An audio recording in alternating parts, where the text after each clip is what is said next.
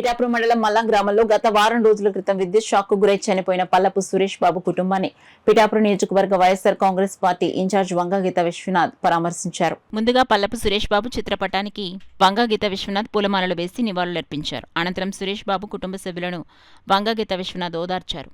ఈ సందర్భంగా వంగగీత విశ్వనాథ్ మీడియాతో మాట్లాడారు.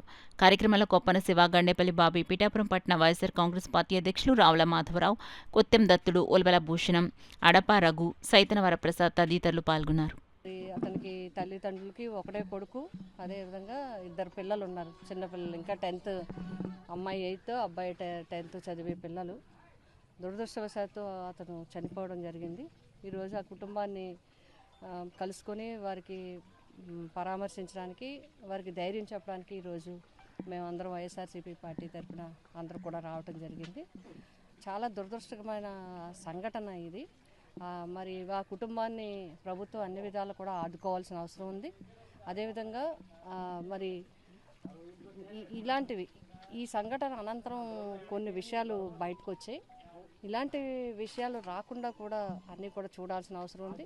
మాకు తెలిసిన వెంటనే పోలీసు సిబ్బంది, అదేవిధంగా ఆర్డీఓ గారు, రెవెన్యూ సిబ్బంది అందరితో కూడా మాట్లాడడం జరిగింది. వారి వెంటనే ఒక శాంతి కమిటీని ఏర్పాటు చేసి ఇవన్నీ కూడా చేయడం జరిగింది. ఈ గ్రామంలో ప్రశాంత వాతావరణం, ఇప్పుడైతే ప్రశాంత వాతావరణం, అందరూ ఎవరి పనుల్లో వాళ్ళు ఉండడం జరిగింది. మరి ఆ కుటుంబానికి మా పార్టీ తరఫు నుంచి కూడా మేమందరం కూడా మాట్లాడడం జరిగింది. వాళ్ళ చదువు విషయంలో మా వంతు సహకారం కూడా అందిస్తామని చెప్పడం జరిగింది. చాలా దురదృష్ట సంఘటన ఇది.